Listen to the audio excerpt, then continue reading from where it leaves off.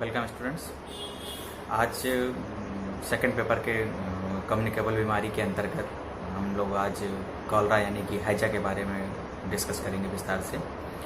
तो जैसा कि आप सभी लोग जानते हैं कि कॉलरा एक चिर परिचित और बहुत ही पुरानी बीमारी है जिसे सभी लोग जानते हैं, और ये एक महामारी का रूप भी बहुत तेज़ी से धारण करने वाली बीमारी थी।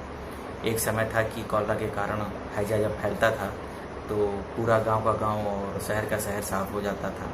और ये कम्युनिकेबल बीमारी है और कुछ मिनटों से लेकर कुछ घंटों या कुछ दिनों के अंतर्गत वो पूरे एरिया को एकदम साफ करने की क्षमता रखती थी। और इससे बहुत ही महामारी जब ये फैलती थी तो पूरा एरिया एकदम साफ हो जाता था, यानी कि इतने लाखों की तादाद में लोग बीमार पड़ते थे। और कम्युनिकेबल होने के कारण बहुत तेज़ी से सेपरेट करती है, मतलब स्प्रेड करती है बीमारी है। तो इसीलिए इस बीमारी को कम्युनिकेबल बीमारी इसलिए कहा जाता है कि 1 से 2, 2 से 4, 4 से 6 बहुत तेज़ी से ग्रोथ करती है। और कई माध्यमों से, यानी कि बीमार व्यक्ति के उपयोग की हुई वस्तु जो आपने 5F सैनिटेशन बैरियर और फोमाइट्स इन सब के बारे में पढ़ा है, ये सभी कारण मोड ऑफ ट्रांसमिशन का काम करते हैं। तो आज हम लोग कॉलरा के बारे में इसी विषय पर चर्चा करेंगे। और आज जैसे कि आप जानते हैं कि कॉलरा विब्रियो कॉलराई एजेंट इसका होता है। और ये जो अगर इसको माइक्रोस्कोप से जांच की जाए तो वो कॉमा के आकार में आपको दिखाई पड़ेगा, यानी कि जो माइक्रोस्कोप से उसकी परीक्षण किया जाए फिजिकल एग्जामिनेशन, तो कॉमा का आकार उसको झुंड के रूप में दिखाई पड़ेगा। और विब्रियो कॉलराई लगभग 2 तरह का होता है, एल्डोर टाइप और क्लासिकल टाइप। तो 2 प्रकार के एजेंट ये पाए जाते हैं। और अगर होस्ट फैक्टर की अगर हम बात करें तो होस्ट वो किसी को भी अपना निशाना बना सकता है, बच्चा बूढ़ा मेल फीमेल कोई भी हो, वो सभी को बराबर मात्रा में अपना शिकार बनाता है। और इन्वायरमेंटल फैक्टर की अगर हम बात करें तो किसी भी समुदाय में स्वच्छता की कमी और सही प्रकार से प्रकाश का ना आना या वातावरण में नमी बना रहना, ये एक कॉलरा का एक मुख्य कारण बन सकता है। और कम्युनिकेबल होने के कारण ये बहुत तेज़ी से ग्रोथ करती है बीमारी। और संक्रमित पदार्थ एक पिन ड्रॉप के बराबर भी अगर संक्रमित पदार्थ अगर किसी भी फूड मटेरियल में पड़ जाता है तो वो एक या कई लोगों को एक साथ बीमार करने की क्षमता रखता है। वो इतनी तेज़ी से कम्युनिकेट होता है। और अगर इंक्यूबेशन पीरियड की हम बात करें तो कुछ घंटों से लेकर के लगभग 1 से 2 दिनों में ये अपने आप को बहुत तेज़ी से ग्रोथ कर लेता है। तो आपने कॉलरा के पेशेंट को देखा भी होगा कि प्रति 15 मिनट या 20 मिनट में उसकी स्थिति में अगर सुधार नहीं आ रहा है तो वो इतनी तेज़ी से स्प्रेड करता है, उल्टी दस्त और लूज मोशंस आना, कि वो शाम अगर सुबह संक्रमण लगा है तो शाम तक उसकी स्थिति एकदम लाचारी की अवस्था आ जाती है। अगर उसको सही समय पर इलाज न दिया जाए तो 24 घंटे के अंदर वो जान भी ले सकता है। तो अगर निवास स्थान की अगर बात की जाए कि ये एजेंट निवास स्थान कहाँ निवास करता है, तो इसका निवास स्थान छोटी आंत होता है। छोटी आंत के अंदर ये अपने आप को स्पॉट कर लेता है और वहाँ से वो अपने आप को फलता फूलता, ये भी एक प्रकार का बहुत तेज़ी से बीमारी को फैलाने वाला एक एजेंट होता है। अगर हम सोर्स ऑफ इन्फेक्शन की बात करें कि वो कैसे सोर्स ऑफ इन्फेक्शन, तो सोर्स ऑफ इन्फेक्शन ये कई माध्यम, जैसे मैंने आपको बताया, बीमार व्यक्ति के फोमेट्स पर उपयोग कर लेना, नदियों तालाब में उपयोग करना, या आप यूट्यूब चैनल के किसी भी वीडियो पर आप कॉलरा के बारे में अगर आप सर्च करेंगे तो आपको एक वीडियो मिल जाएगा जिसमें पूरा एक कॉलरा की बायोग्राफी दिखाई गई है। उसके अंतर्गत मैं कोशिश करता हूँ कि आपको उसका भी लिंक शेयर कर दूँगा। तो उसमें ये दिखाया गया है कि अगर कोई व्यक्ति, जैसे कि आप पहले पानी का स्रोत लोगों का नदी और कुआँ यही सब हुआ करते थे, नल और पंप वगैरह नहीं हुआ करते थे, तो उस समय होता है कोई व्यक्ति, ज़्यादातर लोगों का निवास नदियों के किनारे होता था।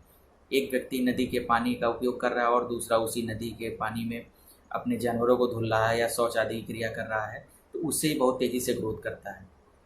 और लोगों के नालियों के स्रोत भी उसी में खुले हुए हैं और उसी पानी का उपयोग व्यक्ति कर रहा है, तो उससे ये विब्रियो कॉलराई स्प्रेड करने में बहुत ही आसानी से वो फैल सकता है किसी दूसरे व्यक्ति। तो पहला कहा है नदियों, कुओं, तालाब को दूषित जल के संपर्क से बचना चाहिए। दूसरा पॉइंट ये है कि दूषित भोज्य पदार्थ को नहीं उपयोग करना चाहिए, खुली चीज़ें नहीं खानी चाहिए। और रोगी के सीधे संपर्क में नहीं आना चाहिए। जैसे कोई रोगी व्यक्ति है, उल्टी दस्त से पीड़ित है, तो उसके संपर्क की हुई चीज़ें जैसे कि उसका ग्लास, उसके पास बैठना या उसके द्वारा छुई हुई कोई भी वस्तु का अगर उपयोग करता है तो विब्रियो कॉली फैलने में समय नहीं लेता है और वो दूसरे को भी संक्रमित कर सकता है। तो ये था इनका सोर्स ऑफ इन्फेक्शन।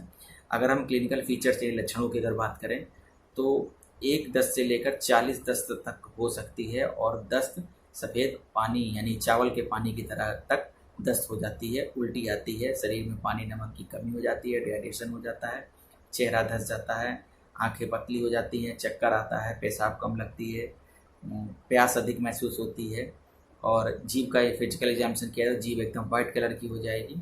ये सारी चीज़ें हैं जो इनके लक्षणों के द्वारा डिहाइड्रेशन को पहचाना। डिहाइड्रेशन के लिए मैंने आपने सबने देखा होगा कि अगर कोई छोटा बच्चा अगर आपने देखा होगा किसी पीडियाट्रिशियन के पास जाता है और उसे अगर उल्टी दस्त आ रही है, डॉक्टर सबसे पहले इस प्रकार से वो इसकी स्किन पकड़ता है और चेक करता है कि ये वापस देखिए जैसे स्किन वापस चली गई। अगर ये वापस जा रही है तो उसको डिहाइड्रेट नहीं माना जाएगा, और अगर वो स्किन ऐसे ही मुड़ी हुई रुकी रहेगी तो उससे ये महसूस होता है कि बच्चा डिहाइड्रेट हो चुका है, शरीर में पानी नमक की कमी है। उसे ड्रिप लगाना या वो स्थिति के अनुसार डॉक्टर उसको इलाज देता है। तो ये थे क्लिनिकल फीचर्स। उल्टियाँ वगैरह ज़्यादा आती हैं, मल 40 बार तक हो सकता है, पतले पानी चावल के पानी की तरह दस्त आने लगते हैं। और अगर उसके परीक्षण की बात की जाए तो मल का परीक्षण यानी कि स्टूल सैंपलिंग की जाती है, और अगर पता चल जाए कि ये बीमारी कैसे फैली है तो खाने का या पानी का सैंपलिंग भी करा के जांच की जाती है कि ये विब्रियो कॉली का संक्रमण तो नहीं है इसमें। और अगर नियंत्रण की बात की जाए तो शीघ्र से शीघ्र रोग की पहचान करना, उसका बीमार व्यक्तियों को आइसोलेट करना, और अगर सोर्स ऑफ इन्फेक्शन पता चल जाए तो उस सोर्स को वहीं से ख़त्म करना या नए सोर्स या नए पेशेंट बनने से पहले ही उस सोर्स को समाप्त कर देना भी एक नियंत्रण उपाय के अंतर्गत आता है।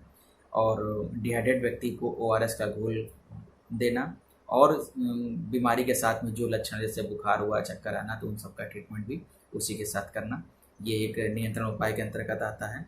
स्वच्छ पानी पीना, शुद्ध वातावरण में रहना और नमित जगहों से दूर हट जाना, ये सब नियंत्रण उपाय के अंतर्गत आते हैं। टीकाकरण की अगर बात की जाए तो विब्रियो कॉली का टीके का उपयोग करना, और इसके अंतर्गत एक टेट्रासाइक्लिन का पसंदीदा दवा है जो 1 नंबर के क्वेश्चन पूछी जाती है कि कॉलरा की पसंदीदा दवा का नाम बताइए, ये आपके 1 नंबर में पूछा जाता है। तो उसके लिए आपको लिखना होगा टेट्रासाइक्लिन, एक टैबलेट आती है, उसका उपयोग किया जाता है। और कॉलरा वैक्सीन एकमात्र टीकाकरण है जो सभी को 2 खुराक के रूप में 1 माह के अंतराल पर दी जाती है। और डोज जो है आपकी बुक में लिखा हुआ है कि 1 से 2 वर्ष के बच्चों को 0.2 ml प्रति डोज दी जाती है, और 1 महीने बाद में फिर से 0.2 ml की एक डोज दी जाती है। अगर 2 से लगभग 10 वर्ष का है तो 0.3 ml डोज दी जाती है, यानी कि और जो 10 वर्ष से ऊपर वयस्क का है तो 0.5 ml के आसपास इसका इंजेक्शन दिया जाता है, और लगभग इससे 50% तक निजात मिल जाती है। और प्रत्येक 6 माह में इसकी एक बूस्टर डोज देना भी अनिवार्य होती है। तो अगर इसकी ट्रीटमेंट की अगर बात की जाए तो स्थिति के अनुसार डिहाइड्रेशन का इलाज करना, सर्दी जुकाम बुखार चक्कर आना और अन्य जो लक्षण आ रहे हैं उसका इलाज भी फिजिशियन द्वारा कराया जाता है। तो आशा करता हूँ कि आपको ये कॉलरा का टॉपिक समझ में आया होगा। अगर कहीं समस्या उत्पन्न हो रही है तो मुझे कमेंट बॉक्स में कमेंट करें और उसका जवाब आपको तत्काल दिया जाएगा। Thank you.